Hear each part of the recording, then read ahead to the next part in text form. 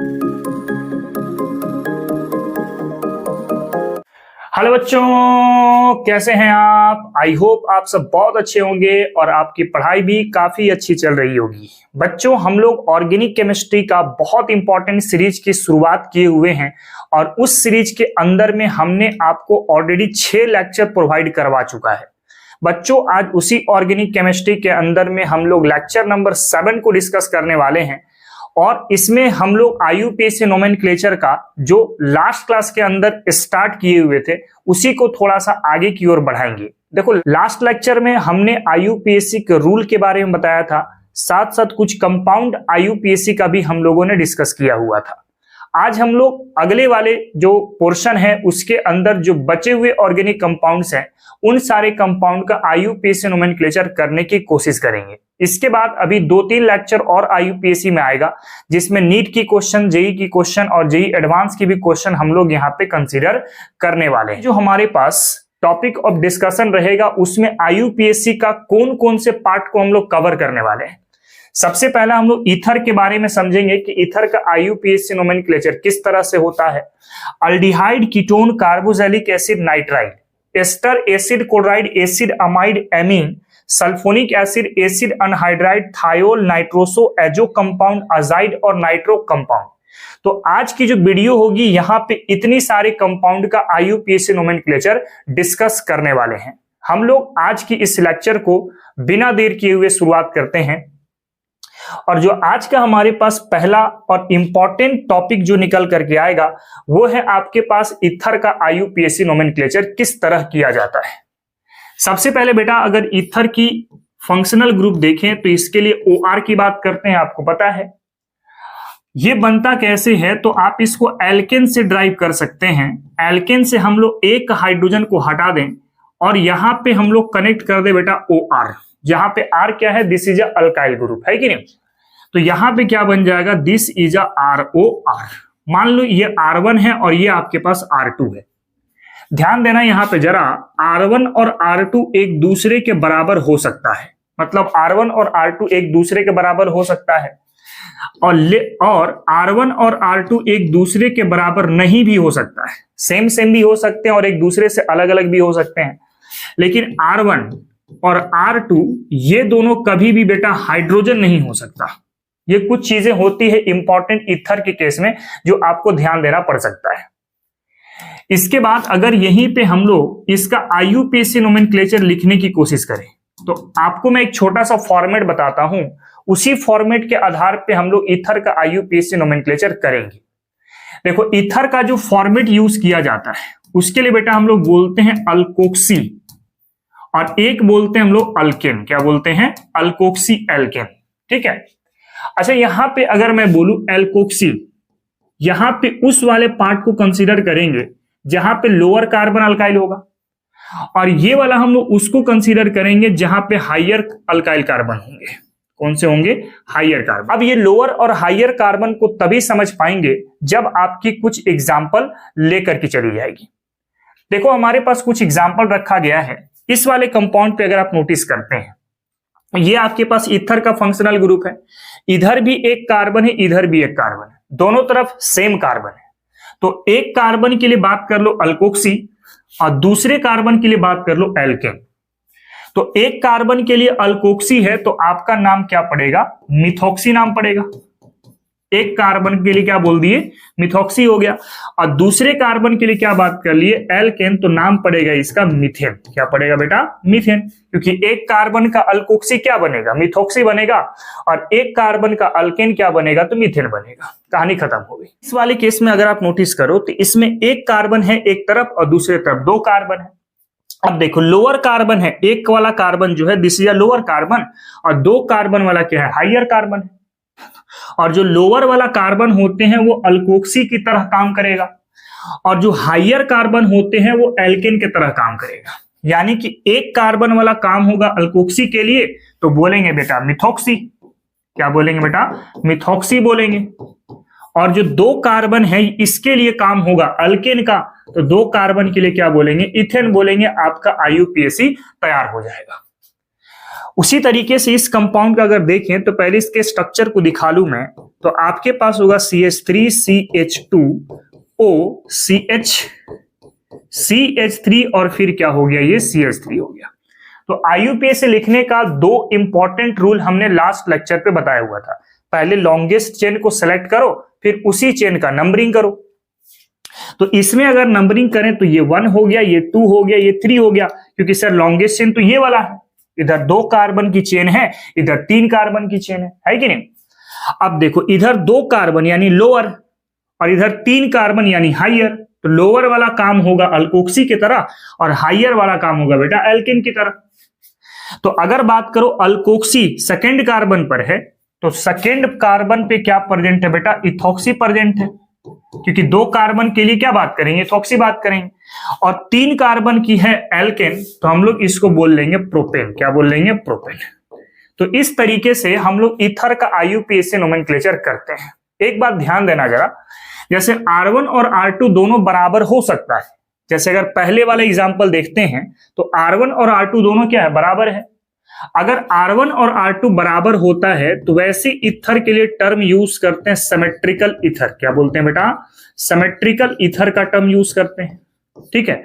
और दोनों एक दूसरे का डिफरेंट भी हो सकता है, जैसे इस वाले एग्जांपल पे देखिए तो एक तरफ 1 कार्बन है और दूसरी तरफ 2 कार्बन है, तो दोनों अल्काइल ग्रुप एक दूसरे से डिफरेंट भी हो सकता है। तो डिफरेंट होने के बाद इसका नाम पड़ेगा अनसिमेट्रिकल ईथर। क्या नाम पड़ेगा बेटा, अनसिमेट्रिकल ईथर नाम पड़ेगा। तो इस तरीके से हम लोग ईथर का IUPAC नोमेनक्लेचर को डिस्कस करते हैं। इसको आप पहले कॉपी करो, फिर बात करते हैं हम लोग अल्डिहाइड की IUPAC कैसे की जाती है। चलिए आगे की ओर अगर बढ़ते हैं तो नेक्स्ट है हमारे पास बेटा अल्डिहाइड। अल्डिहाइड का अगर आप फंक्शनल ग्रुप की बात करते हैं तो फंक्शनल ग्रुप क्या होता है, C डबल बॉन्ड O और H, इसी को हम क्या बोलते हैं, अल्डिहाइड बोलते हैं। अल्डिहाइड का अगर आप IUPAC नोमेनक्लेचर देखो तो सबसे पहले आप हमेशा ब्रांचिंग को एक्सप्लेन करोगे। किसको एक्सप्लेन करोगे, ब्रांचिंग को एक्सप्लेन करोगे, यानी सबसे पहले ब्रांचिंग एक्सप्लेन करोगे। अब ब्रांचिंग आपको पता है कैसा ट्रीट होता है, this is a secondary prefix की तरह काम करता है, ये तो आपको पता है। इसके बाद आपको यूज करना होगा अल्क नंबर को, और अल्क नंबर को बेटा हम लोग क्या बोलते हैं, तो वर्ड रूट बोलते हैं, this is a word root. इसके बाद अगर बात करें तो हम लोग यूज करते हैं, अगर मान लेते हैं तो इसके बाद अगर बात करें तो सिंगल बॉन्ड के लिए AN, डबल बॉन्ड के लिए EN और ट्रिपल बॉन्ड के लिए YN। ये वाला क्या कहलाता है, this is a primary suffix, आपको पता है ये चीज।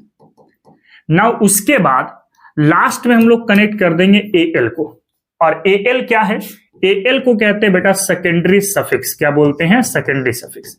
यानी अल्डिहाइड का जो सफिक्स यूज किया जाता है वो क्या यूज करते हैं बेटा, हम लोग AL को यूज करते हैं। कुछ एग्जाम्पल देखते हैं तो मैटर बहुत अच्छे से समझ में आ जाएगा। जैसे यहां पे देखिए इस वाले कंपाउंड पे कोई ब्रांचिंग नहीं है, तो ब्रांचिंग की बात मत सोचो। अगले वाले केस में देखो तो अल्क नंबर है, कितने कार्बन का है, 1 कार्बन का, तो 1 कार्बन के लिए बोल देंगे सर मिथ। क्या बोल देंगे, मिथ। अच्छा सिंगल बॉन्ड है ना, सिंगल बॉन्ड है तो क्या बोल देंगे AN और लास्ट पे लगा देंगे AL, तो नाम क्या पड़ जाएगा इसका, मिथानल नाम पड़ जाएगा इसका, ठीक है। इसी तरीके से अगर हम लोग सेकेंड एग्जांपल को देखें, इस वाले केस में देखो अगेन यहां पे कोई ब्रांचिंग नहीं है, तो अगर ब्रांचिंग नहीं है तो ब्रांचिंग वाले पार्ट को इग्नोर करो, फिर बढ़ो आगे अल्क नंबर तक। तो अल्क नंबर आपके पास कितना दिया गया, 2 दिया गया है, तो 2 के लिए आप क्या करोगे बेटा, तो इथ का टर्म यूज करोगे। फिर कार्बन कार्बन सिंगल बॉन्ड है तो AN बोलेंगे और लास्ट में सफिक्स लगा देंगे AL, तो नाम पड़ जाएगा इथानल। अगले वाले केस में देखें तो ये हो गया 1, ये हो गया 2, ये हो गया 3। सेलेक्ट भी किए हम लोग चेन को और नंबरिंग भी कर लिए। अब 3 कार्बन के लिए आपके पास हो गया सर प्रोप, सिंगल बॉन्ड के लिए AN और लास्ट में लगा देंगे AL, तो नाम हो गया प्रोपेनल। उसी तरीके से इस वाले में देखें तो ये 1 हुआ, ये 2 हुआ, ये आपके पास 3 हुए। अगेन 3 कार्बन है तो फिर से हमें क्या बोलना पड़ेगा, प्रोप, सिंगल बॉन्ड के लिए AN और लास्ट में लगा देंगे AL, तो नाम हो गया प्रोपेनल। फिर अगले वाले केस में देखें तो ये फर्स्ट कार्बन, ये सेकेंड कार्बन, ये थर्ड कार्बन, ये 4 कार्बन। ब्रांचिंग नहीं है तो ब्रांचिंग की बात नहीं सोचेंगे। नेक्स्ट है वर्ड रूट, आपके पास 4 कार्बन का है तो 4 के लिए बोल लेंगे सर ब्यूट, सिंगल बॉन्ड के लिए AN और लास्ट में लगा देंगे AL, ब्यूटानल हो गया। फिर इस वाले केस में देखें तो ये 1 कार्बन हुआ, ये 2 कार्बन हुआ, 3 कार्बन हुआ। अच्छा 3 कार्बन की है, ब्रांचिंग नहीं है तो ब्रांचिंग मत सोचो, उसके बाद आगे बढ़ो अल्क नंबर। तो 3 कार्बन का अल्क नंबर क्या होता है बेटा, प्रोप होता है ना। और सेकेंड पोजीशन पे देखो तो डबल बॉन्ड है, तो सेकेंड पोजीशन पे आपकी हो गई डबल बॉन्ड और लास्ट में लगा देंगे AL, तो प्रोपेन टू इनल हो जाएगा इसका नाम। नेक्स्ट वाला एग्जांपल देखें तो ये फर्स्ट हो गया बेटा, ये सेकेंड हो गया, ये थर्ड हो गया, ये फोर्थ हो गया, है ना। अगेन इसमें कोई ब्रांचिंग नहीं है, ब्रांचिंग नहीं सोचेंगे, अल्क नंबर तक आओ। कितने कार्बन है आपके पास, 4, तो 4 के लिए बोल लेंगे सर ब्यूट, क्या बोल लेंगे, ब्यूट बोल लेंगे। सेकेंड पोजीशन पे है डबल बॉन्ड, तो सेकेंड पोजीशन पे हो गया EN और लास्ट में लगा देंगे AL, तो आपका ये नोमेनक्लेचर तैयार हो जाएगा। तो ये अल्डिहाइड का कुछ बेसिक सा IUPAC नोमेनक्लेचर कर चुके हैं। और एग्जांपल देखते हैं, पहले इसको आप कॉपी कर लो। चलिए नेक्स्ट अगर हम लोग बढ़ते हैं, कुछ और एग्जांपल है देख लो तो बेटा, ये हो गया 1, ये हो गया 2, ये हो गया 3, ये हो गया 4। अब देखो ब्रांच आ चुका है, सेकेंड कार्बन पे एक मिथाइल का पार्ट है ना, और थर्ड कार्बन पे एक मिथाइल का पार्ट, यानी 2 ब्रांच अवेलेबल है, एक सेकेंड पर एक थर्ड पे। तो लोकेंट के साथ ब्रांच दिखाओ, सेकेंड कॉमा थर्ड, उसके बाद क्या बोलेंगे, मिथाइल बोलेंगे, दोनों ब्रांच हो गया। ब्रांच के बाद किसको दिखाते हैं, अल्क नंबर को।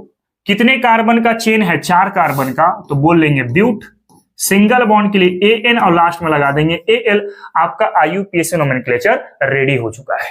आगे बढ़िए इस वाले केस में, नंबरिंग करें 1, 2, 3, 4 और 5। लॉन्गेस्ट चेन ये वाला होगा, नंबरिंग भी वैसे ही करेंगे। अच्छा एक ब्रांच आपके पास थर्ड कार्बन पर है एज अ मिथाइल ग्रुप, और दूसरा वाला ब्रांच भी आपके पास थर्ड कार्बन है एज अ मिथाइल ग्रुप। तो 2 मिथाइल की ब्रांच आ गई थर्ड पोजीशन पे, क्या बोलेंगे 3,3, 2 मिथाइल है तो बोल देंगे बेटा डाई मिथाइल। 5 कार्बन के लिए क्या हो गया, पेंट, सिंगल बॉन्ड के लिए हो गया AN और लास्ट में लगा देंगे AL। कहानी खत्म हो गया। आगे बढ़ते हैं इस वाले केस में, ये 1 हो गया, ये 2 हो गया, ये 3 हो गया, ये 4 हो गया, ये 5 हो गया, 5 हो गया आपके पास। कोई ब्रांच नहीं है, आप देख सकते हो यहाँ 1 से लेके 5 तक सीरियल कार्बन की चेन है, कोई ब्रांच अवेलेबल नहीं। ब्रांच नहीं है तो अगले वाले पोर्शन पे बढ़े अल्क नंबर तक, तो 1 हो गया, 2 हो गया, 3 हो गया, 4 हो गया, 5 हो गया। तो 5 के लिए क्या बोलेंगे बेटा, पेंट बोलेंगे, सिंगल बॉन्ड के लिए AN हो गया। अब एक अल्डिहाइड है फर्स्ट कार्बन पर, एक है आपके पास 5 कार्बन पर, तो 1,5, उसके बाद होगा डाई और लास्ट में लगा देंगे AL। तो इस तरीके से अल्डिहाइड का हम लोग IUPAC नोमेनक्लेचर कर रहे हैं। एक और एग्जांपल ले रहा हूं, जरा समझ करके देखें आप। जैसे मान लो है CH2 C double bond O और H, यहां भी कनेक्ट कर दूं मैं CH2 C double bond O और H, ये वाला मैं ले लूं और इसका IUPAC नोमेनक्लेचर आपको करने के लिए बोलूं, क्या कर सकते हैं। सबसे पहले लॉन्गेस्ट चेन सिलेक्ट हो गया 4 कार्बन की, नंबरिंग किए तो 1, ये हो गया 2, ये हो गया 3 और ये हो गया 4। 4 कार्बन की चेन बन रही है, तो 4 कार्बन के लिए बेटा हम लोग बोलेंगे ब्यूट, सिंगल बॉन्ड के लिए AN। अब एक अल्डिहाइड है फर्स्ट पे, एक है आपके पास 4 पे, तो क्या बोलेंगे 1,4, उसके बाद हो जाएगा डाई अल हो जाएगा। 2 अल्डिहाइड का फंक्शनल ग्रुप था ना। अब एक बड़ी इंपॉर्टेंट पॉइंट यहां पे लिखा हुआ है, कह रहा है कि if carbon of CHO group is not considered in chain then called as carbaldehyde. अगर अल्डिहाइड के कार्बन को चेन में आप कंसिडर नहीं करते हैं तो उसके लिए आप कार्बल्डिहाइड के टर्म को यूज करेंगे। अब इस वाले लाइन को इस एग्जांपल से समझ सकते हैं। अगर मैं इस कार्बन पे चेन काउंट करूं तो आप कह सकते हो सर ये भी चेन में कार्बन है, ये भी कार्बन जाएगा, ये भी जाएगा, ये भी जाएगा, ये भी जाएगा, 5 कार्बन की चेन में जा रही है। मतलब कायदे से देखा जाए तो ये अल्डिहाइड का कार्बन चेन में काउंट हो गया, ये वाला कार्बन भी चेन में काउंट हो गया, लेकिन ये वाला कार्बन चेन में काउंट नहीं हुआ। अब यहां पे कॉन्सेप्ट ये कहता है कि अगर मान लो ये अल्डिहाइड है, ये भी अल्डिहाइड, ये भी अल्डिहाइड, तो 2 अल्डिहाइड कार्बन का चेन में काउंट हो गया, लेकिन एक अल्डिहाइड का कार्बन चेन में काउंट नहीं हुआ। तो कहा यह जाता है कि अगर काउंट करना है तो तीनों को करो और छोड़ना है तो तीनों को छोड़ो। आप इसको ऐसा एग्जांपल समझ सकते हैं कि ए मान लो एक बाप है या फादर है, इसके 3 बेटे हैं, एक है बी, एक है सी और एक है आपके पास डी, 3 बेटे हैं। अब बाप क्या किया कि तीनों बेटों को 20-20 रुपया दिया, तो 20-20 रुपया जब दिया तो बाप भी खुश और बेटा भी खुश, कहीं से कोई मनमुटाव नहीं होगा। लेकिन तुरंत दूसरे क्षण में बी को 20 रुपया मिला, सी को 40 रुपया मिला और डी को 1 रुपया नहीं मिला, तो वैसे सिचुएशन में डी काफी नाराज हो जाएगा और डी भाई के साथ भी झगड़ा करेगा और बाप के साथ भी झगड़ा कर सकता है। अब बाप के पास सुलह करने का सिर्फ 2 ही तरीके हो सकते हैं, या तो इन सब को बराबर बराबर पैसा दिया जाए, या फिर नहीं देना है तो किसी को मत दीजिए। दोनों ही तरीके हो सकते हैं और बाप भी खुश और बेटा भी खुश हो जाएगा। तो आपने देखा कि जब आप चेन को काउंट कर रहे हैं तो सारे कार्बन के, सारे अल्डिहाइड के कार्बन को चेन में काउंट करें, और छोड़ना है तो सबको छोड़े। ऐसा नहीं कि सर इसको काउंट कर लेते हैं, इसको कर लेते हैं, इसको छोड़ देते हैं, नहीं, वैसा नहीं करना। ये वाला कॉन्सेप्ट को अप्लाई करना पड़ेगा कि काउंट करना है तो सारे कार्बन ऑफ अल्डिहाइड को चेन में काउंट करें और छोड़ना है तो सबको छोड़े, है ना। यहां पे किसी भी सिचुएशन पर छोड़ना ही बेटर हो सकता है, क्योंकि अगर आप इस सिचुएशन से चलते हैं तो चेन बन जाएगा लेकिन ये छूट जाएगा, इससे अगर चलेंगे तो ये छूट जाएगा, इससे चलेंगे तो ये छूट जाएगा। तो हर एक सिचुएशन में एक ना एक कार्बन अल्डिहाइड का चेन से बाहर हो रहा है, तो वैसे केस में सारे को छोड़ देना बेटर होगा। तो जब सारे कार्बन को हम लोग छोड़ देंगे अल्डिहाइड वाला, तो चेन कहां से काउंट होगा, यहां से 1 2 और ये 3। तो 3 कार्बन के लिए बोलेंगे बेटा क्या, प्रोपेन। अब एक अल्डिहाइड फर्स्ट पे था, एक सेकेंड पे, एक थर्ड पे, और तीनों के लिए टर्म यूज कर लेंगे ट्राई, और लास्ट में लगा देंगे कार्बल्डिहाइड। क्या लगा देंगे, कार्बल्डिहाइड लगा देंगे। ये बड़ा इंपॉर्टेंट एग्जांपल हो सकता है। तो कार्बल्डिहाइड कब यूज करेंगे, जब अल्डिहाइड के कार्बन को चेन में काउंट नहीं करेंगे। उसी तरीके से एक और एग्जांपल लेकर के देखें तो मैटर और अच्छे से आपको समझ में आ सकता है। जैसे अगर मैं ऐसा बोलूं, मान लो CH2 है, CHO है, यहां पर है Cl CHO, एक फिर हो जाएगा आपके पास CH2 और CHO। मैं इसका IUPAC नोमेनक्लेचर करने के बारे में आपको बोलूं तो सबसे पहले देखो, ये वाला कार्बन चेन में काउंट हो जाएगा और ये वाला कार्बन भी चेन में काउंट हो जाएगा इस तरीके से, लेकिन ये वाला कार्बन चेन में काउंट नहीं होगा। तो यहां पे ये वाला जो कार्बन ये चेन में काउंट नहीं हो रहा है, तो इस रूल के अकॉर्डिंग हम कह सकते हैं कि करना है चेन में काउंट तो सारे अल्डिहाइड के कार्बन को करो, और छोड़ना है तो सबको छोड़ो। भाई छोड़ना ही तो बेटर है ना, क्योंकि किसी भी कीमत में ये वाला कार्बन चेन में काउंट नहीं होगा। हर हाल में कोई ना कोई एक अल्डिहाइड या कार्बन चेन से बाहर हो जाएंगे, ठीक है। तो वैसे केस में यहां से नंबरिंग कर लो 1 2 और ये हो गया 3। अब सेकेंड कार्बन पे एक ब्रांच है क्लोरीन के फॉर्म में, तो 2 क्लोरो हो गया। फिर 3 कार्बन के लिए क्या बोलेंगे, प्रोपेन बोल लेंगे, है ना। उसके बाद 1 2 3, उसके बाद बोल लेंगे ट्राई कार्बल्डिहाइड। क्या बोल लेंगे बेटा, ट्राई कार्बल्डिहाइड नाम दे लेंगे। तो इस तरीके से हम लोग अल्डिहाइड का IUPAC नोमेनक्लेचर करते हैं। पहले इसको आप कॉपी कर लो, उसके बाद बढ़ते हैं हम लोग नेक्स्ट कीटोन की तरफ। चलिए आगे की ओर बढ़ते हैं। नेक्स्ट है बेटा कीटोन। तो कीटोन का अगर फंक्शनल ग्रुप देखें तो कार्बन ऑक्सीजन डबल बॉन्ड और एक तरफ लगा होता है R। आप इधर भी R लगा सकते हैं, कोई मैटर नहीं होता है। अगेन यहां पे मैं R C double bond O और R, मैं इसको कंसीडर करूं, this is R1 and this is R2। Possibilities में क्या क्या है कि सर R1 बराबर R2 हो सकता है सिमेट्रिकल के केस में, और दूसरा है कि R1 बराबर R2 नहीं भी हो सकता है, और तीसरा में यह है कि R1 बराबर R2 तो होगा लेकिन ये दोनों हाइड्रोजन नहीं हो सकते। ये दोनों क्या नहीं हो सकते, हाइड्रोजन नहीं हो सकते। तो ये कीटोन के अंदर में बात हो जाती है। अब कीटोन का जो IUPAC टर्म आप यूज करोगे उसके लिए बेटा सबसे पहले आप ब्रांच को दिखाओ। क्या दिखाएंगे बेटा, ब्रांच होगा। ब्रांच के बाद आपको दिखाना पड़ेगा अल्क नंबर को। उसके बाद क्या होगा, तो AN सिंगल के लिए, EN डबल के लिए और YN ट्रिपल के लिए, और लास्ट में क्या लगाना पड़ेगा, तो ONE लगाना पड़ेगा। यानी ONE जो होता है ये फंक्शनल ग्रुप का सफिक्स होता है। कौन सा फंक्शनल ग्रुप, कीटोन वाले फंक्शनल ग्रुप। बाकी आपको ये बात पता है, ब्रांचिंग जो होता है वो सेकेंडरी प्रीफिक्स है। अल्क नंबर को वर्ड रूट भी कहते हैं। उसके बाद दिस या प्राइमरी सफिक्स एंड दिस या सेकेंडरी सफिक्स, वो पहले भी हम लोग डिस्कस कर चुके हैं। अब इसी को यूज करके हम लोग कुछ एग्जाम्पल करने की कोशिश करें। ऐसे इस वाले केस में देखिए, नंबरिंग करें तो 1 ये हो गया, 2 ये हो गया, 3। चेन आपके पास 3 कार्बन का बना, उस तरीके से हम लोग नंबर कर चुके हैं। ब्रांचिंग नहीं था, हम लोग यूज नहीं किए। वर्ड रूट कितने कार्बन का है? 3 कार्बन का, तो बोल देंगे हम लोग प्रोप। सिंगल बॉन्ड है तो बोल देंगे एपेन, प्रोपेन हो गया।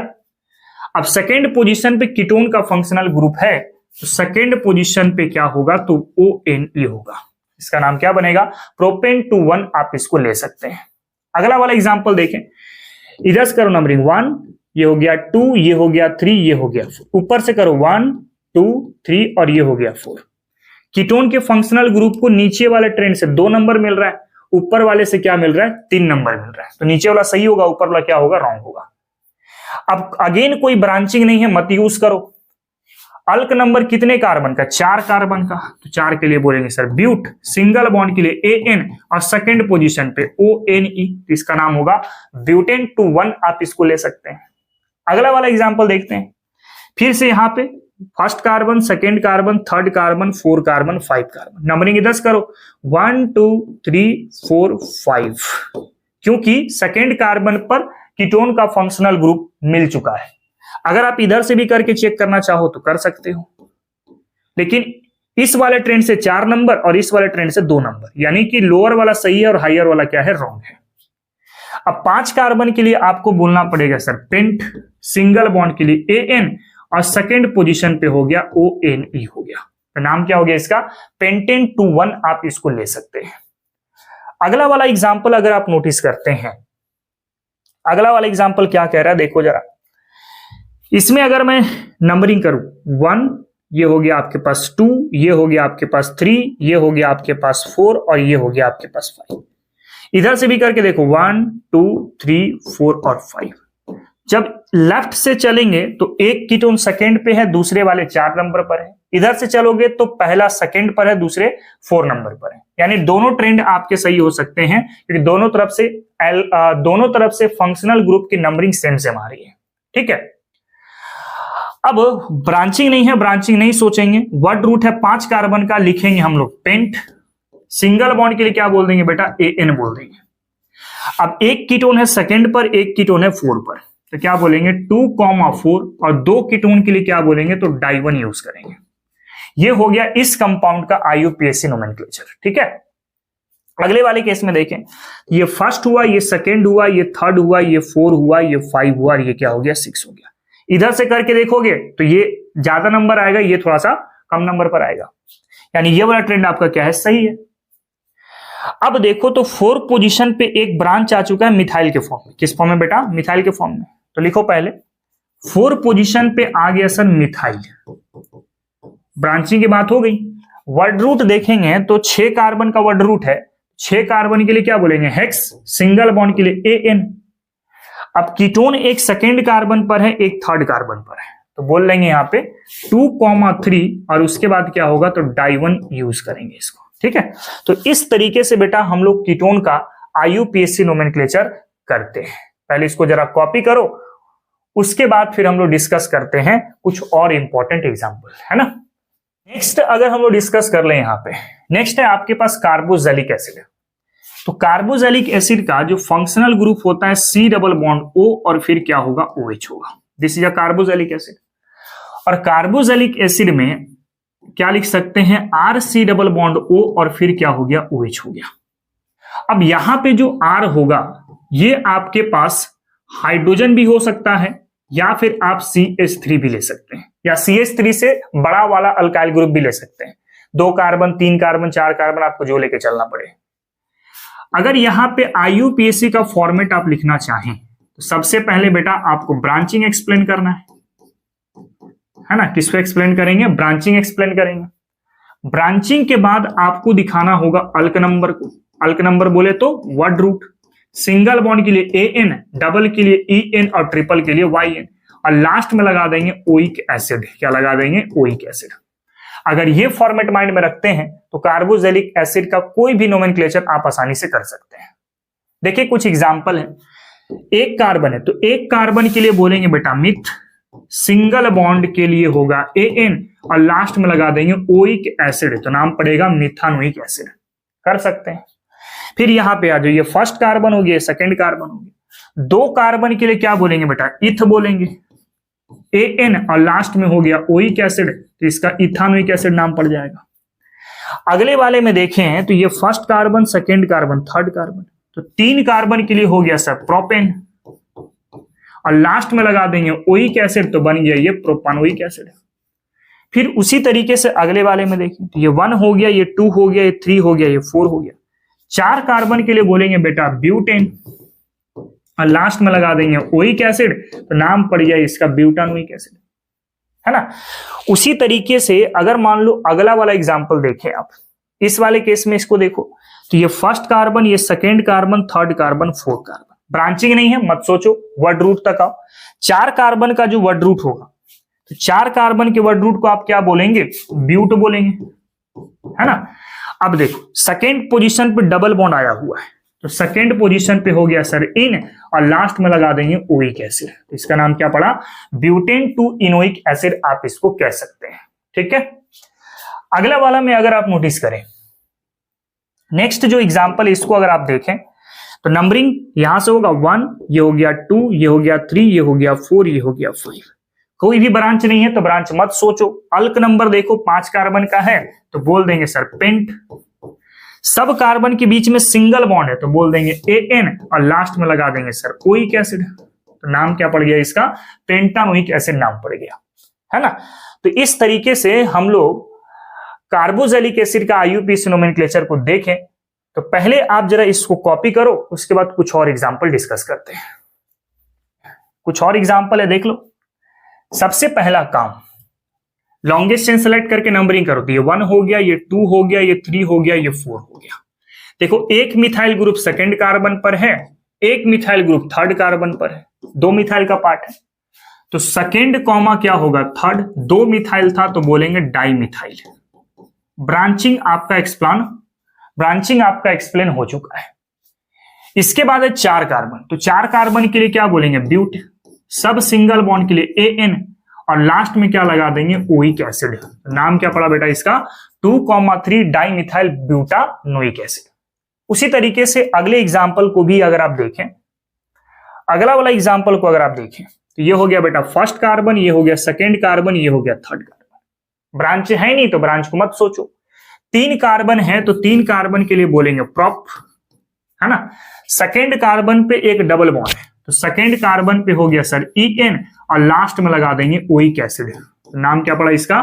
प्रोप टू इनोइक एसिड आप इसका नाम दे सकते हैं। अगला वाला केस में देखें तो ये फर्स्ट कार्बन हुआ, ये सेकेंड कार्बन हुआ, ये आपके पास थर्ड कार्बन हुआ। फिर अगेन कोई ब्रांच है नहीं, ब्रांच नहीं सोचेंगे। फिर अल्क नंबर 3 कार्बन का है तो बोल देंगे सर प्रॉप। सिंगल बॉन्ड के लिए AN। अब देखो जरा, फर्स्ट पोजीशन पे और थर्ड पोजीशन पे कार्बोक्सिलिक का पार्ट है, तो 1,3 क्या होगा? डाई ओइक एसिड आप इसका नाम दे सकते हैं, ठीक है। अगला वाला केस को देखें तो ये फर्स्ट हुआ, ये सेकेंड हुआ, ये थर्ड हुआ। अब देखो सेकेंड कार्बन पे एक ब्रांच मिथाइल के फॉर्म में आ चुका है, तो पहले ब्रांच को एक्सप्लेन करेंगे ना। तो सेकेंड पोर्शन पे आ गया सर मिथाइल का पार्ट, है ना। उसके बाद वर्ड रूट, तो वर्ड रूट कितने कार्बन का है? 3 कार्बन का। 3 कार्बन का हो गया सर प्रॉप। सिंगल बॉन्ड के लिए AN, and 1,3 die oic acid आप इसका नाम दे सकते हैं। तो इस तरीके से बेटा हम लोग कार्बोक्सिलिक एसिड का IUPAC नोमेनक्लेचर करते हैं। अब कार्बोक्सिलिक एसिड के ही अंदर में एक बहुत इंपॉर्टेंट पॉइंट यहां पर निकल करके आता है, वही जो अल्डिहाइड वाले केस में देखे थे कि कार्बोक्सिलिक का कार्बन चेन में अगर कंसीडर नहीं होता है तो उस केस में हम लोग टर्म यूज करते हैं कार्बोक्सिलिक एसिड का। किसका यूज करते हैं? कार्बोक्सिलिक एसिड का। जैसे अगर ये वाला कार्बोक्सिलिक के कार्बन चेन में काउंट हो जाएगा और ये वाला भी काउंट होगा, लेकिन ये वाला काउंट नहीं होगा।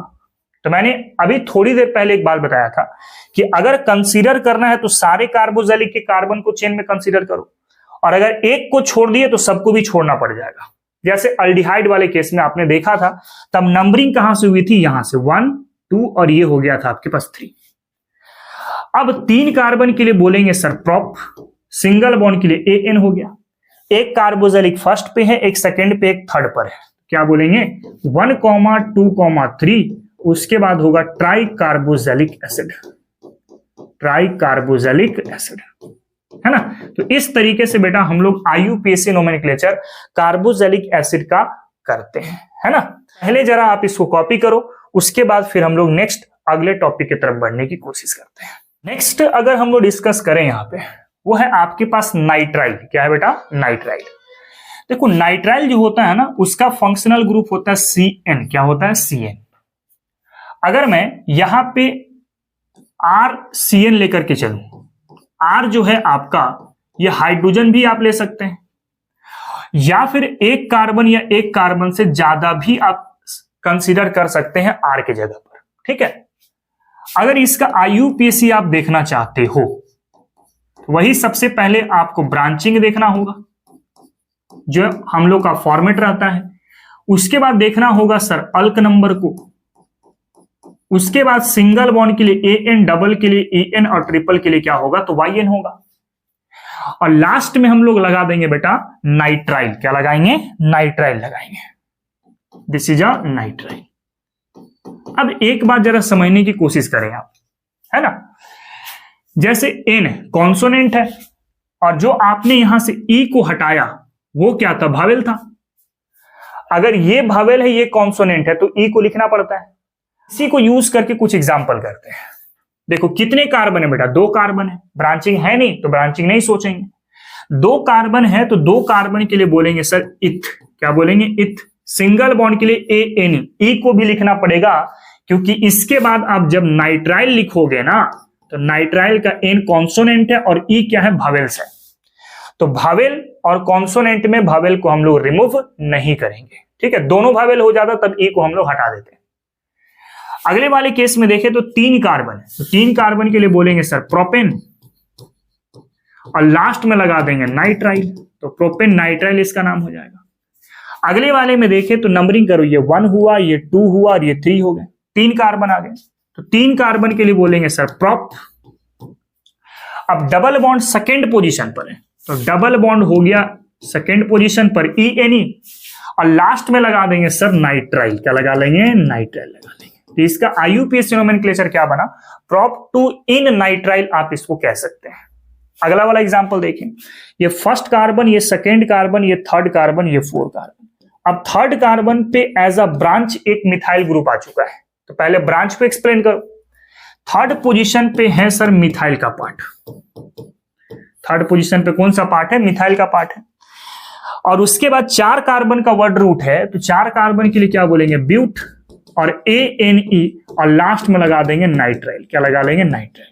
देखो यहां पे E नहीं हटा। क्यों नहीं हटेगा? क्योंकि इसके बाद जो N है वो कॉन्सोनेंट है।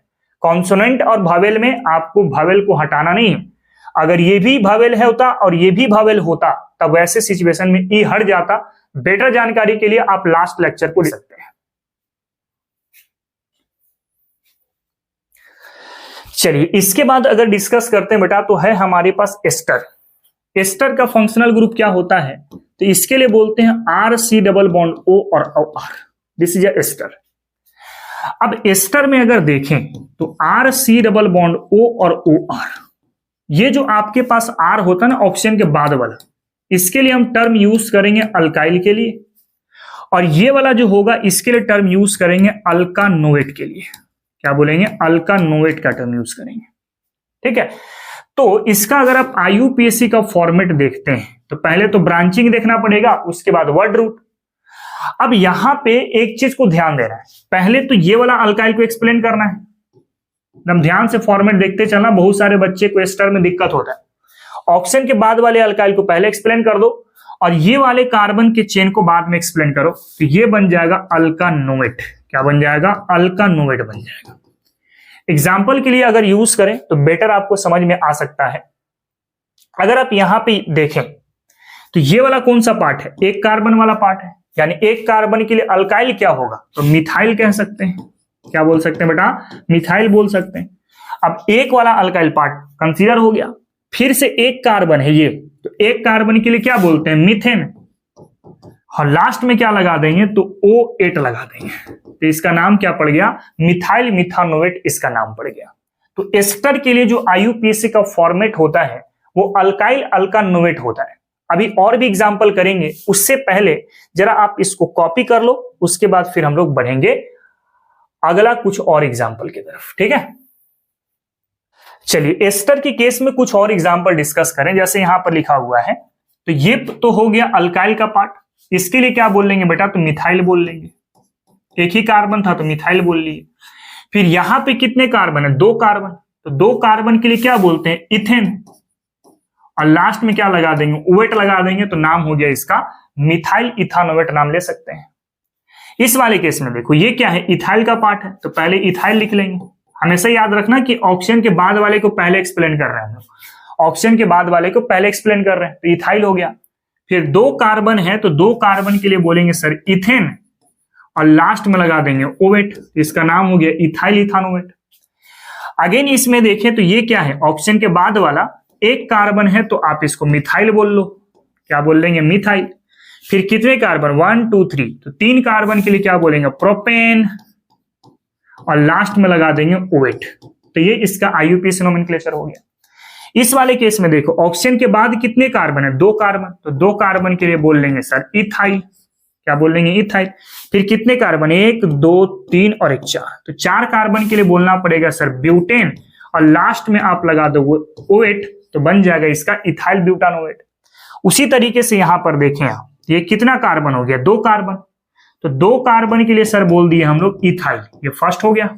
आगे बढ़िए, फिर देखो यहां से 1 हो गया, ये 2 हो गया, ये 3 हो गया, ये 4 हो गया। एक ब्रांचिंग है सेकंड पर मिथाइल के फॉर्म में, दूसरा ब्रांचिंग है थर्ड पे मिथाइल के फॉर्म में। तो एक ब्रांच सेकंड पे, दूसरा ब्रांच थर्ड पे, तो क्या लिखेंगे, 2,3 डाइमिथाइल, 2,3 डाइमिथाइल।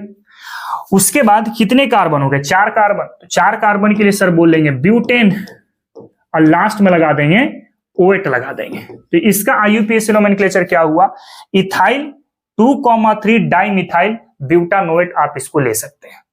अगेन फिर से वही चीज आपको ध्यान में रखना पड़ेगा कि अगर कार्बोजेलिक का कार्बन चेन में काउंट नहीं होता है, कार्बोजेलिक का कार्बन चेन में काउंट नहीं होता है, तो वैसे सिचुएशन पर आपको कार्बोजाइलेट बोलना पड़ेगा। जैसे आपने अल्डिहाइड के केस में कार्बोल्डिहाइड बोला था, एसिड के केस में कार्बोजेलिक एसिड बोला था, उसी तरीके से एस्टर के केस में कार्बोजाइलेट का टर्म यूज करना पड़ेगा।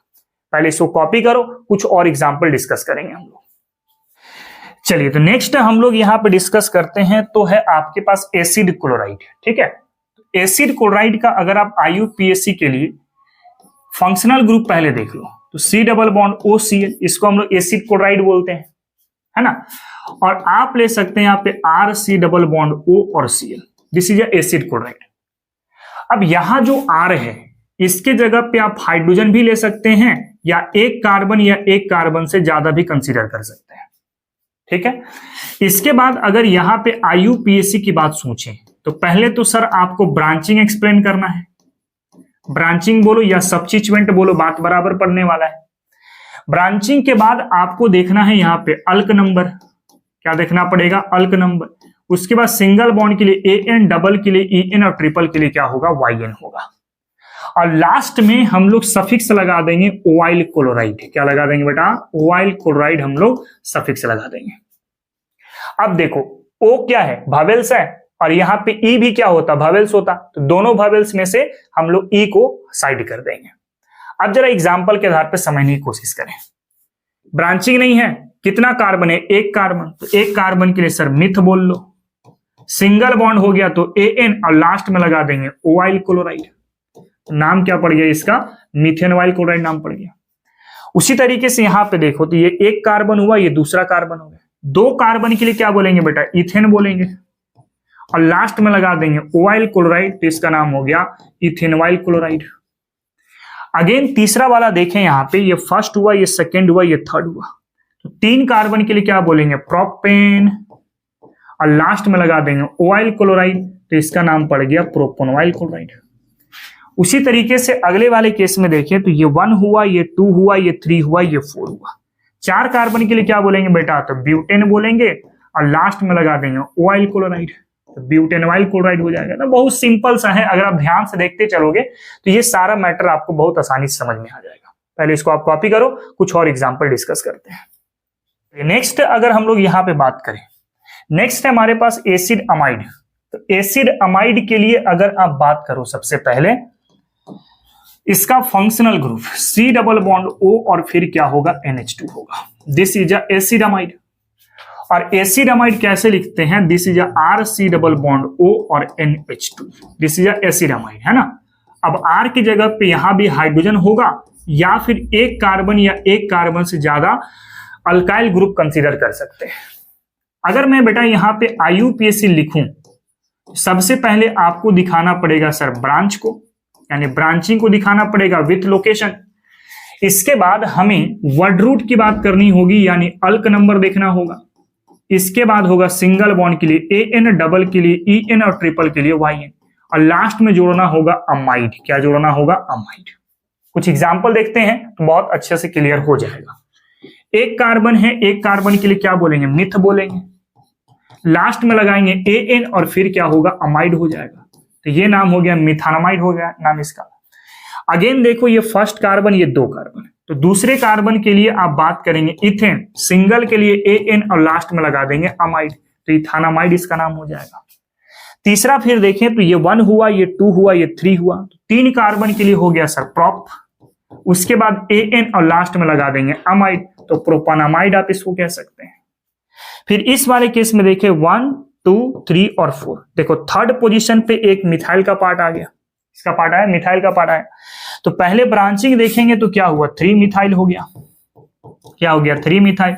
वर्ड रूट कितने का है? 4 कार्बन, तो बोलेंगे ब्यूटेन और लास्ट में लगा देंगे अमाइड। इसका नाम क्या हो गया? 3 मिथाइल ब्यूटानामाइड, आप इसको ले सकते हैं। पहले इसको कॉपी करो, कुछ और एग्जांपल देखेंगे। नेक्स्ट अगर हम लोग डिस्कस करते हैं यहाँ पे, तो है बेटा एमीन्स के बारे में। तो एमीन्स अगर आप नोटिस करें तो एमीन्स का कैसे आप सोचोगे? एमीन्स में 3 प्रकार की फंक्शनल ग्रुप होती है, एक NH2, एक NH और एक होता है बेटा सिर्फ N। ये तीनों एमीन्स कहलाता है। आपको पता है इसको 1 डिग्री एमीन कहते हैं, इसको 2 डिग्री एमीन कहते हैं, और इसको हम लोग 3 डिग्री एमीन कह सकते हैं। ऑर्गेनिक सीरीज का जो सेकेंड लेक्चर था उसके अंदर में हम लोग इसके बारे में डिस्कस कर चुके थे, ठीक है। अब यहाँ पे 1 डिग्री एमीन, इसका IUPAC का नोमेनक्लेचर कैसा दोगे? तो इसके लिए टर्म यूज करते हैं हम लोग अल्कानामीन। क्या बोलते हैं बेटा? अल्कानामीन का टर्म यूज करेंगे, ठीक है। अगर 2 डिग्री एमीन है तो 2 डिग्री एमीन के लिए आप यूज करोगे N alkyl, N alkyl alkanamine, N alkyl अल्कानामीन।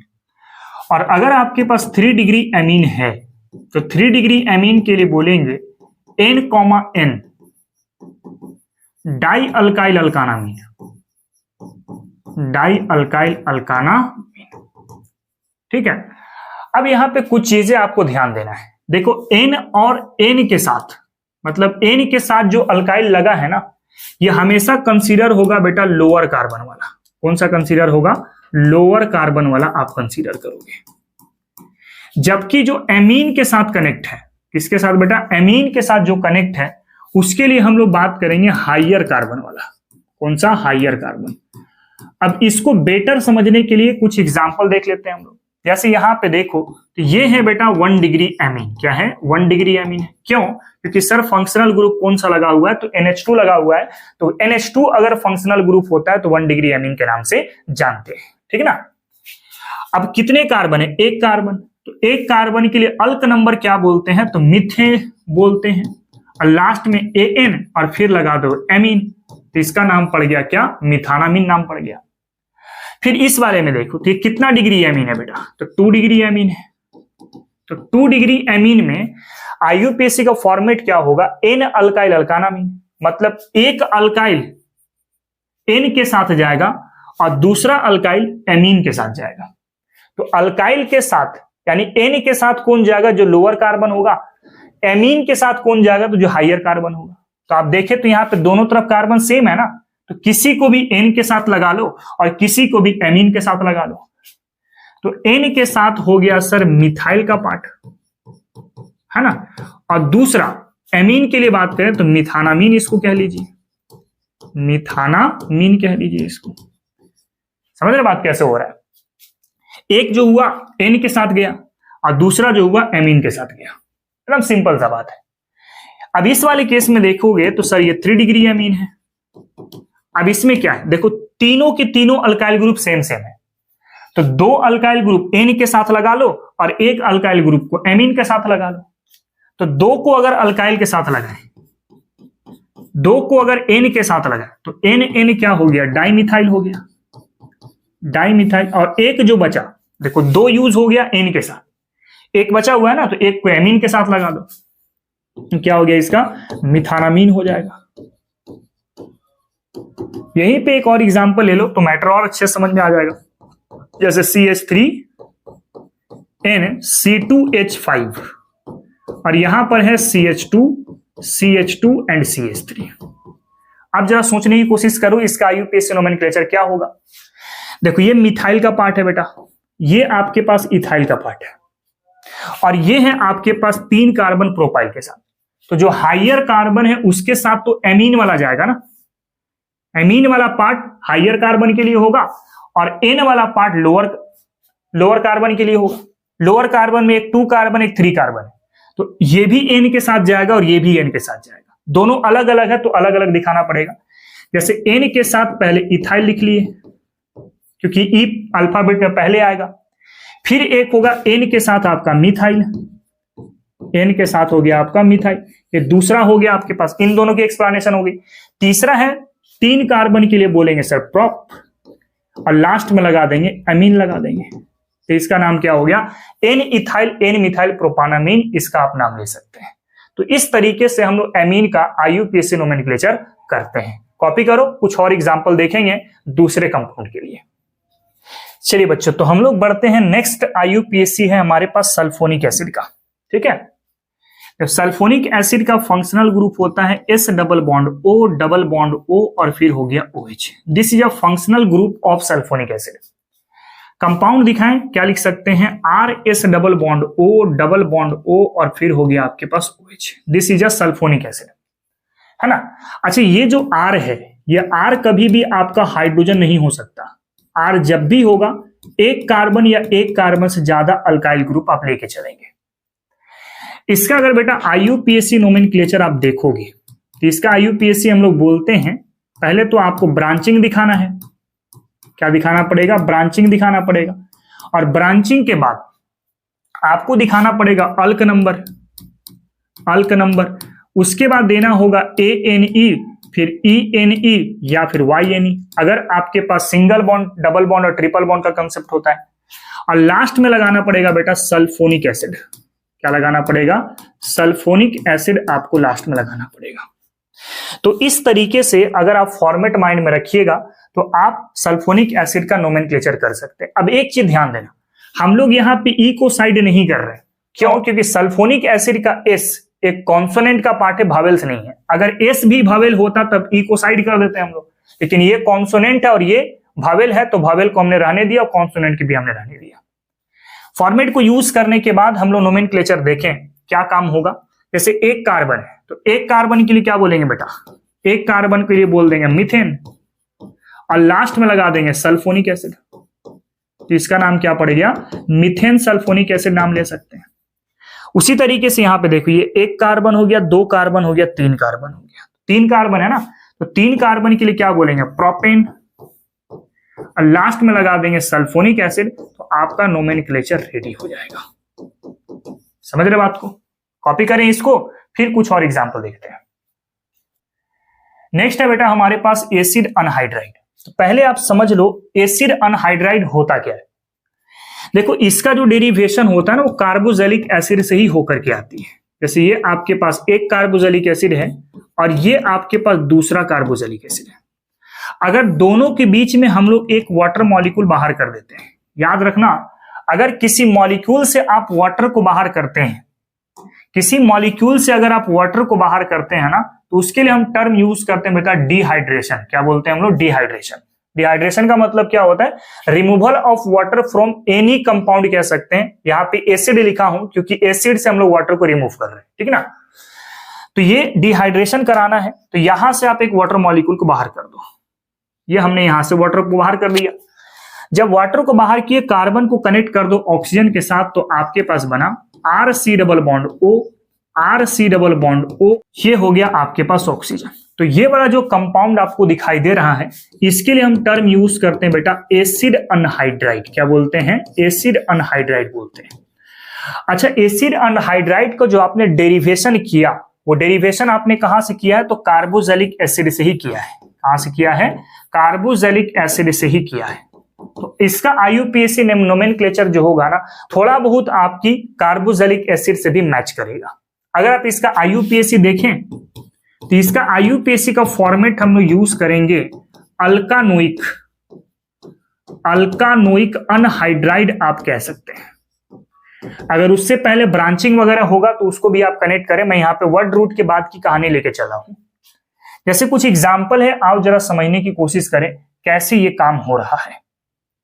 जैसे इस वाले केस में देखें, इधर कितने कार्बन है? 2 कार्बन। इधर भी कितने कार्बन है? 2 कार्बन। दोनों तरफ 2-2 कार्बन है।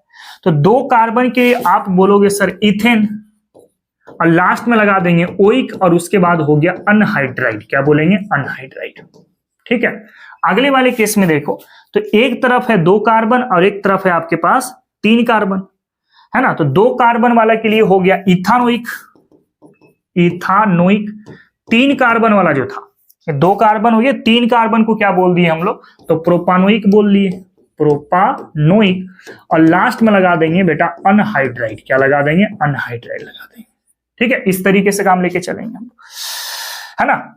तो एक चीज यहां पे ध्यान देने वाली बात है कि अगर मान लो ये वाला कार्बन और ये वाला कार्बन, यानी दोनों तरफ के कार्बन सेम सेम होगा तो कोई एक ही एक्सप्लेन करेंगे हम। ऐसे ही कॉमन नेम में भी हुआ था आपका। लेकिन अगर दोनों अल्काइल ग्रुप एक दूसरे से अलग हो जाए तो दोनों को एक्सप्लेन करना पड़ेगा विथ अल्फाबेटिकल ऑर्डर। जैसे ये 2 कार्बन था, इथानोइक पहले लिखा, 3 कार्बन के लिए क्या हो गया? प्रोपानोइक बाद में हो गया। उसके बाद अनहाइड्राइड लिखे तो आपकी कहानी इस तरीके से काम आ जाएगी। तो पहले आप इसको कॉपी करो। देखो और भी एग्जांपल हम लोग करेंगे, पहले थोड़ा सा बेसिक समझ लेते हैं, उसके बाद जेईई मेंस, एडवांस और नीट तक की क्वेश्चन भी करने की कोशिश करेंगे। पहले इसको कॉपी करो, फिर बढ़ते हैं हम लोग नेक्स्ट टॉपिक की तरफ। चलिए नेक्स्ट अगर हम लोग डिस्कस करें यहाँ पे, नेक्स्ट है बेटा थायोल। थायोल के लिए क्या बोलते हैं हम लोग? दिस इज SH, इसको हम लोग बोलते हैं थायोल। जैसे मैं बात करता हूं RSH, this is thiol. R बेटा कभी भी यहाँ पे हाइड्रोजन नहीं होगा। R जब भी होगा तो एक कार्बन या एक कार्बन से ज्यादा अल्काइल ग्रुप लेके चलेंगे। ठीक है ना। इसका अगर आप आईयूपीएसी नोमेनक्लेचर देखते हैं तो इसका आईयूपीएसी होगा बेटा अल्केन थायोल। क्या बोलेंगे? अल्केन थायोल आप इसको नाम देंगे।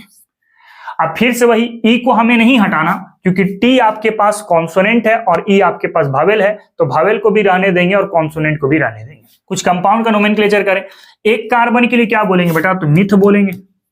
पूरा लिख लो, यह आपका मिथेन हो गया और उसके बाद लगा दो थायोल, तो मिथेन थायोल नाम हो गया इसका। अगला देखें कितने कार्बन है? 2 कार्बन, तो बोल देंगे सर इथेन, और इथेन के बाद बोल देंगे थायोल, तो इथेन थायोल हो गया। फिर देखें यहाँ पे, तो ये फर्स्ट कार्बन हुआ, ये सेकेंड कार्बन हुआ, थर्ड कार्बन हुआ। ठीक है। 3 कार्बन के लिए क्या बोलेंगे? प्रोपेन, और सेकेंड पोजीशन पे क्या हो गया बेटा? तो थायोल हो गया। प्रोपेन थायोल आप इसको कह लीजिए, प्रोपेन 2 थायोल आप इसको कह लीजिए। फिर यहाँ पे देखो, ये 1 हो गया, ये 2 हो गया, ये 3 हो गया। सेकेंड पे ब्रांच है तो क्या बोलेंगे? सेकेंड पर हो गया सर मिथाइल का पार्ट। 3 कार्बन के लिए हो गया सर प्रोपेन, और सेकेंड कार्बन पर फिर से क्या है आपके पास? थायोल का पार्ट है। तो इस तरीके से हम लोग आईयूपीएसी थायोल का करते हैं। सो कॉपी करो, फिर बढ़ते हैं हम लोग नेक्स्ट टॉपिक की तरफ। चलिए बच्चों, तो नेक्स्ट हम लोग डिस्कस करने जा रहे हैं नाइट्रोसो के बारे में। नाइट्रोसो का आईयूपीएसी नोमेनक्लेचर कैसे होगा? देखो, नाइट्रोसो को हम लोग फंक्शनल ग्रुप के रूप में NO के साथ दिखाते हैं, है ना। और अगर मैं दिखाऊं दिस इज RNO, तो ध्यान देना यहां पर, इसका अगर आप आईयूपीएसी का फॉर्मेट देखें तो हम लोग इसके लिए लिखते हैं नाइट्रोसो एल्केन। क्या लिखते हैं बेटा? नाइट्रोसो एल्केन लिखते हैं। अब ध्यान देना, नाइट्रोसो फंक्शनल ग्रुप तो है, लेकिन इसका हमेशा प्रीफिक्स यूज किया जाता है क्योंकि ये हमेशा आपका ब्रांचिंग की तरह काम करता है। This is a secondary prefix. क्या है बेटा? सेकेंडरी प्रीफिक्स है। और अल्क को आप जानते हैं, this is a word root. क्या होता है? वर्ड रूट होता है। और ये होता है आपके पास प्राइमरी सफिक्स। क्या होता है? Primary suffix. मतलब इसका यानी कि जो नाइट्रोसो है उसका सफिक्स हम यूज नहीं करते, वो हमेशा प्रीफिक्स की तरह ही काम करता है। चलो देखें नोमेनक्लेचर करके कुछ कंपाउंड का। जैसे कंपाउंड है आपके पास CH3N, तो CH3 के लिए मिथाइल का पार्ट होगा, CH3 और NO। जैसे एक कंपाउंड है हमारे पास CH3NO, तो पहले तो लिख देंगे सिंपल सा नाइट्रोसो। क्या लिख देंगे बेटा? नाइट्रोसो लिख देंगे, क्योंकि ब्रांचिंग हो गया आपके पास। उसके बाद एक कार्बन के लिए क्या बोलेंगे? मिथ बोलेंगे, और लास्ट में लगा देंगे ANE, तो नाम होगा इसका नाइट्रोसोमीथेन। उसी तरीके से पहले तो यहां पे हो गया नाइट्रोसो, है ना, दो कार्बन के लिए हो गया इथ, और लास्ट में लगा देंगे ANE, तो नाइट्रोसो इथेन हो जाएगा। ठीक है। अगर कुछ और एग्जांपल यहां पे देखें, यहां पे जैसे इस वाले केस में देखिए, ये फर्स्ट कार्बन हुआ, ये सेकंड कार्बन हुआ, ये थर्ड कार्बन, सेकंड पर नाइट्रोसो है तो बोलेंगे 2 नाइट्रोसो, 2 नाइट्रोसो। 3 कार्बन के लिए हो गया प्रोप, सिंगल के लिए AN और लास्ट में हो गया E, तो 2 नाइट्रोसो प्रोपेन कह सकते हैं। यहां पे देखिए तो 1 हो गया, 2 हो गया, 3 हो गया। अच्छा, ये नाइट्रोसो का, सॉरी ये मिथाइल का M हो गया, और नाइट्रोसो का क्या हो गया? N हो गया। आपको अल्फाबेटिकल ऑर्डर में पहले किसको लिखना पड़ेगा? M को, यानी सेकेंड पोजीशन पे तो है सर मिथाइल का पार्ट, और सेकेंड ही पोजीशन पे है सर नाइट्रोसो का पार्ट। उसके बाद 3 कार्बन के लिए हो गया प्रोप, और लास्ट में लगा देंगे AN। क्लियर बात है?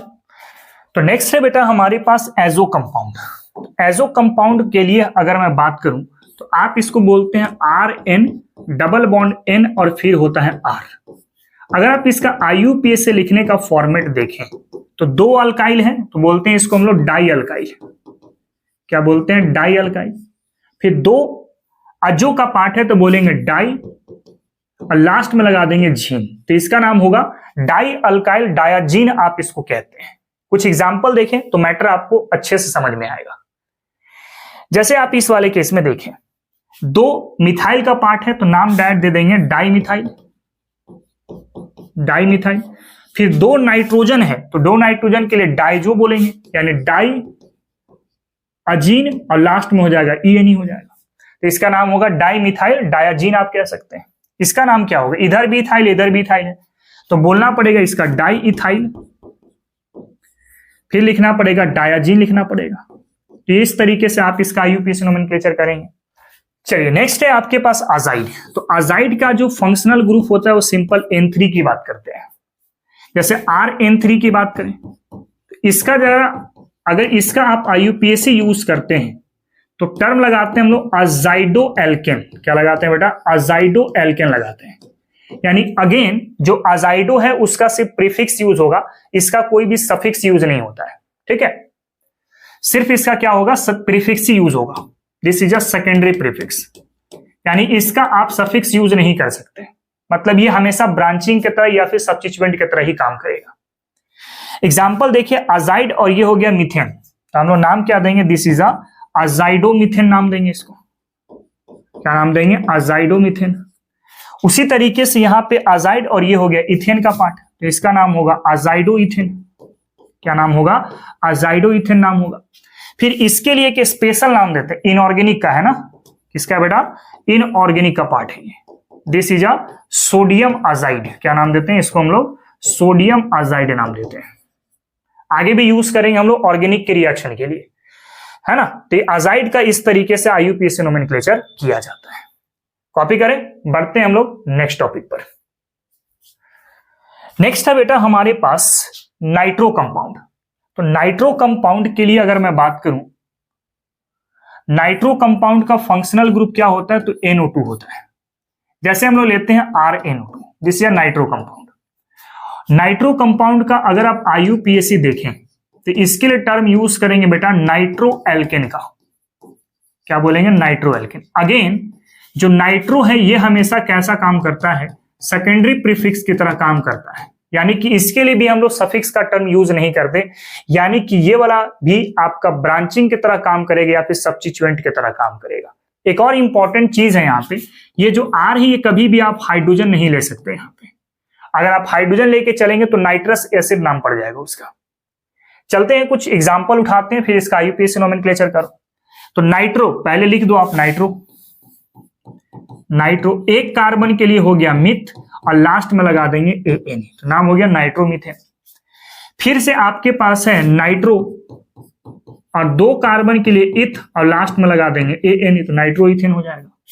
फिर इस वाले केस में देखो, ये फर्स्ट हुआ, ये सेकंड हुआ, ये थर्ड हुआ। सेकंड पे नाइट्रो का पार्ट है तो बोलेंगे 2 नाइट्रो, 2 नाइट्रो, 3 कार्बन के लिए हो गया सर प्रोप, और लास्ट में लगा देंगे AN, तो 2 नाइट्रोप्रोपेन हो गया। फिर अगले वाले केस में अगर आप नोटिस करें, अगले वाले में, तो ये 1 हो गया, ये 2 हो गया, ये 3 हो गया। अब देखो सेकेंड पे एक मिथाइल का पार्ट है और सेकेंड पे ही नाइट्रो का पार्ट है। मिथाइल का M अल्फाबेट में पहले आएगा तो उसको पहले लिखो आप। सेकेंड पर हो गया सर मिथाइल का पार्ट और सेकेंड पर ही हो गया सर नाइट्रो का पार्ट, और उसके बाद हो गया सर प्रोप, और लास्ट में लगा देंगे ANE। ठीक है, तो इस तरीके से बेटा हम लोग नाइट्रो कंपाउंड का IUPAC नोमेनक्लेचर करते हैं। पहले इसको कॉपी करो, उसके बाद फिर देखते हैं क्या होता है आगे।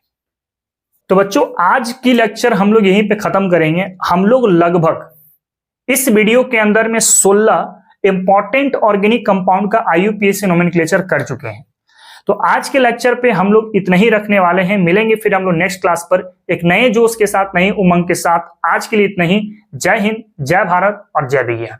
बच्चों अगर वीडियो आपको पसंद आ रही है, अगर आपको सीरीज पसंद आ रहा है, तो हमारी इस वीडियो को लाइक करें, चैनल को सब्सक्राइब करें और इस वीडियो को और भी लोगों तक पहुंचा सकते हैं, जिससे और भी बच्चों को हमसे जुड़ने का मौका मिले और अच्छे अच्छे कंटेंट उन तक पहुंच सके। मिलते हैं फिर हम लोग नेक्स्ट क्लास पर। जय हिंद, जय भारत।